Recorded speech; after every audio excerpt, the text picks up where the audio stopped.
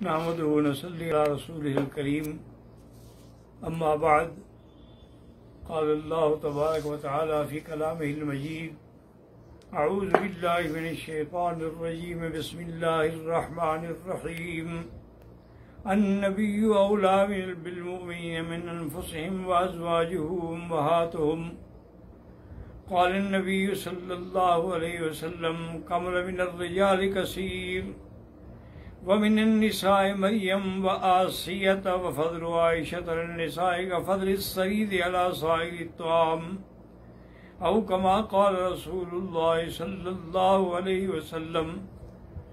آج کے درس میں سیدہ عائشہ صدیقہ رضی اللہ تعالی عنہ کے بارے میں کچھ معروضات عرض کرنے ہیں۔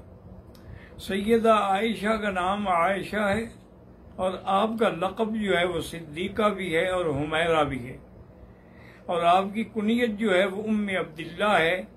اصل میں عبداللہ جو ہیں عبداللہ وہ آپ کی بہن بی بی اسماء کے بیٹے ہیں۔ چونکہ بی بی عائشہ کی اولاد نہیں تھی تو حضور نے فرمایا کہ تم اپنی بہن کے بیٹے کے نام پہ کنیت رکھ لو، تو آپ کی کنیت جو ہے ام عبداللہ ہے، اور آپ کی والدہ کا نام جو ہے وہ بی بی زینب ہے، ان کی کنیت جو ہے ام رومان ہے۔ ام رومان یہ کنیت ہے، اصل نام ان کا زینب ہے۔ اور آپ کے والد جو ہیں وہ سیدنا ابی بکر صدیق ہیں رضی اللہ تعالی عنہ وارضاہ، یعنی اللہ کی شان ہے کہ صدیقہ بھی صدیق کے گھر میں پیدا ہوئی، اور یہ ملکہ کائنات صدق تھی، اور اس کی تربیت جو ہے وہ سیدہ ابو بکر رضی اللہ تعالی عنہ نے فرمائی۔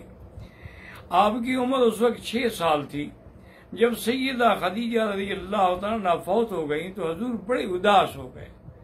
حضور کو ایک تو تنہائی اور دوسرا سیدہ خدیجہ محسن اسلام تھیں اور محسن محمد مصطفیٰ تھیں صلی اللہ علیہ وسلم۔ تو بی بی خولہ نے محسوس کیا تو اس نے آگے عرض کیا کہ یا رسول اللہ آپ دوسری شادی فرما لیں، اب اکیلا رہنا آپ کے لیے بہت مشکل ہوگا۔ حضور نے فرمایا تم کیا مناسب سمجھتی ہو؟ تو خولہ نے کہا کہ حضور اگر آپ اجازت دیں تو میں حضرت ابو بکر سے بات کروں، ان کی بیٹی عائشہ کی۔ آپ نے فرمایا ٹھیک ہے بات کرو، ہو سکتا ہے وہ راضی ہوں یا نہ ہوں۔ تو بی بی خولہ نے آ کر سیدنا ابو بکر اور آپ کی بیوی سے اس بات کا ذکر کیا، تو انہوں نے کہا کہ مرحباً و اہلاً، ہمیں اس سے زیادہ اچھا رشتہ کون سا مل سکتا ہے۔ تو لہذا حضور صلی اللہ علیہ وسلم کا نکاح جو ہے وہ بی بی عائشہ سے اس وقت ہوا جب آپ کی عمر 6 سال تھی، اور حق المہر جو ہے وہ 500 درہم رکھی گئی، لیکن رخصتی نہیں ہوئی۔ رخصتی حضور پاک صلی اللہ علیہ وسلم جب ہجرت فرما کر مدینہ منورہ میں تشریف لائے تو اس کے بھی کافی عرصے کے بعد حضرت ابو بکر نے خود آ کے عرض کیا کہ یا رسول اللہ صلی اللہ علیہ وسلم آپ اپنی بیوی کو گھر کیوں نہیں لے آتے؟ آپ عائشہ کو رخصتی کرا کے اپنے گھر لے آئیں۔ آپ نے فرمایا ابو بکر اصل بات یہ ہے کہ میرے پاس حق المہر کے پیسے نہیں ہیں، اور میں حق المہر دیے بغیر اس کو اپنے گھر میں نہیں لانا چاہتا۔ تو حضرت ابو بکر صدیق مسکرائے اور کہا یا رسول اللہ میرا مال جو ہے وہ کس کا ہے؟ اور 500 درہم حضرت ابو بکر صدیق نے دیے، کہا حضور یہ لے لیں اور عائشہ کو بھجوا دیں۔ تو حضور صلی اللہ علیہ وسلم نے بی بی عائشہ کو 500 درہم کل مال بھجوائی۔ اس طرح رخصتی ہو کر حضور صلی اللہ علیہ وسلم کے گھر میں آئیں۔ وہ گھر جو ہے کوئی محل نہیں تھا، کوئی بنگلہ نہیں تھا، بلکہ آپ کی مسجد کے بالکل قریب ایک حجرہ تھا جس کی لمبائی چوڑائی 7 ہاتھ تھی، اور کچی دیوار مٹی کی دیواریں تھیں، اور جس کی چھت پر اپنا کھجور کے پتے اور کھجور کی چھڑیوں سے چھت ڈالی گئی تھی۔ یہ سیدہ عائشہ کا گھر تھا، اور آپ کی جائیداد میں کیا تھا؟ ایک مشکیزہ تھا پانی کا، اسی طرح ایک چکی آٹا پیسنے کی تھی، اور اسی طرح کچھ جو تھے، کچھ گندم تھی اور کچھ کھجوریں تھیں۔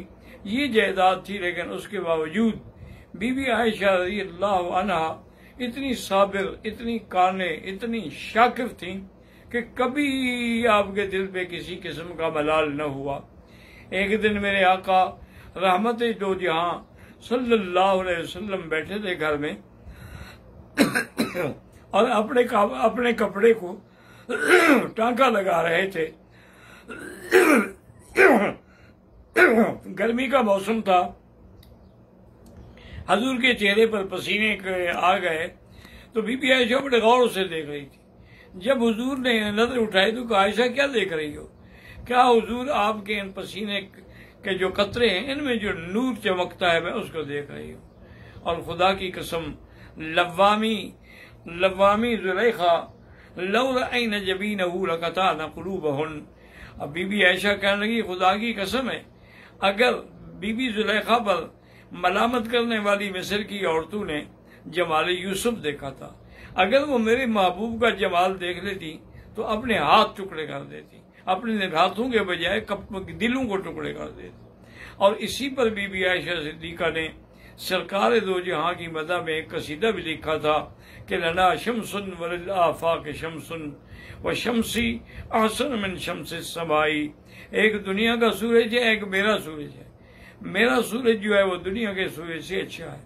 اس کی دلیل دی کہ شمس الآفاق تطلع بعد فجر، کہ سورج دنیا کا جو ہے وہ تو سورج صبح کے بعد نکلتا ہے، وہ شمسی تطلع بعد العشائی، لیکن میرا سورج جو ہے وہ عشاء کے بعد بھی روشن ہوتا ہے۔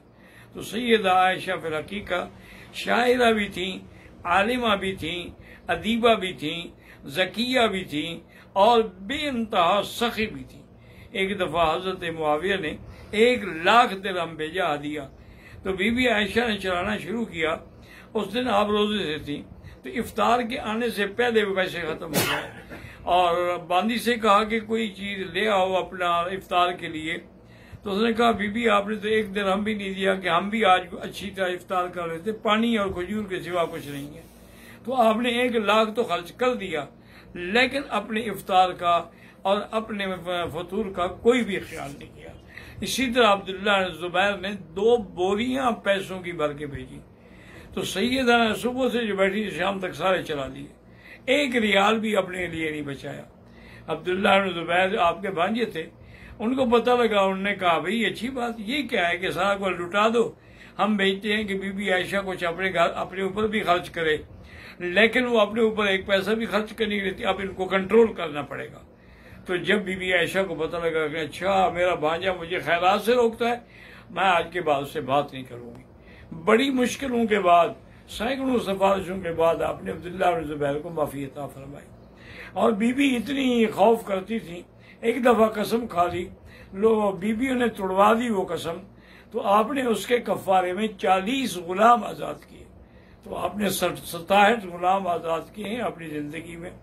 سیدہ عائشہ نے فرمایا کہ مردوں میں تو بڑے کامل پیدا ہوئے ہیں، لیکن عورتوں میں بی بی مریم، بی بی آسیہ زوجیت فرعون، اور اس کے بعد فرمایا بھائی عائشہ کا کیا پوچھتے ہو بھائی، عائشہ تو پھر سب سے زیادہ افضل و اعلیٰ ہے، کیوں وہ زوجہ محمد مصطفیٰ ہے صلی اللہ علیہ وعلیٰ آلہ وصحبہ وسلم تسلیما کثیرا کثیرا۔ اسی طرح بڑے بڑے صحابہ آپ حیران ہوں گے کہ ابو موسیٰ اشعری، حضرت عباس، حضرت ابو ہریرہ، حضرت عبداللہ ابن عمر، یہ تمام صحابہ بی بی عائشہ کے شاگرد تھے۔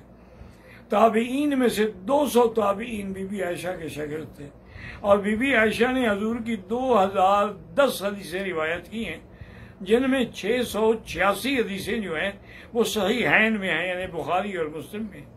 اور بڑے بڑے صحابہ کو جب کوئی اشکال آتا تو وہ بی بی عائشہ سے آ کے مسئلہ حل کرتے۔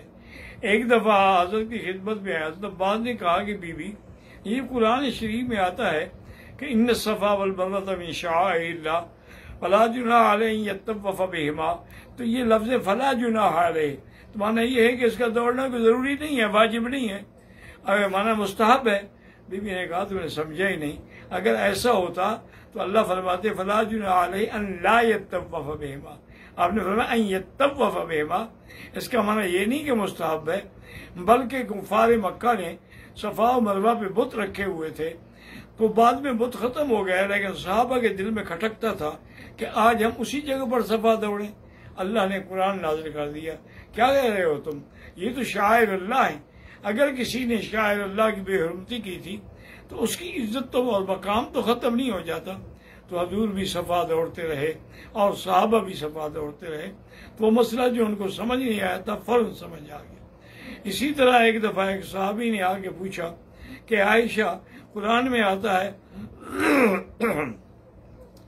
وَلَا تَأْكُلُوا مَالَ الْيَتِيمِ، اوپر مال یتیم کا ذکر ہے، اور آگے اللہ تبارک و تعالیٰ فرماتے ہیں فَانكِحُوا مَا طَابَ لَكُم مِّنَ النِّسَاءِ مَثْنَىٰ وَثُلَاثَ وَرُبَاعَ، تم 1 2 3 4 تک شادیاں کر سکتے ہو۔ تو یتیم کے مال کا ان شادیوں سے کیا تعلق ہے؟ تو آیت کا ربط معلوم نہیں ہوتا۔ بی بی نے فرمایا عجیب آدمی ہو، مکے والوں کی تو عادت یہی تھی کہ وہ یتیم لڑکیاں اگر ہوتی تو ان کا مال بھی قبضہ کر لیتے اور بغیر حق مہر دیے ہوئے ان کو شادی بھی کر کے اپنی بیوی بنا لیتے۔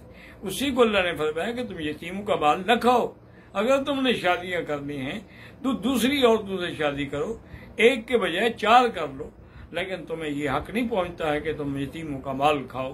تو اس لیے سیدہ عائشہ صدیقہ جب کوئی قرآن کا مسئلہ مشکل آیا تو فوراً آپ نے حل کیا۔ ایک دفعہ ایک صحابی نے پوچھا، بلکہ عبداللہ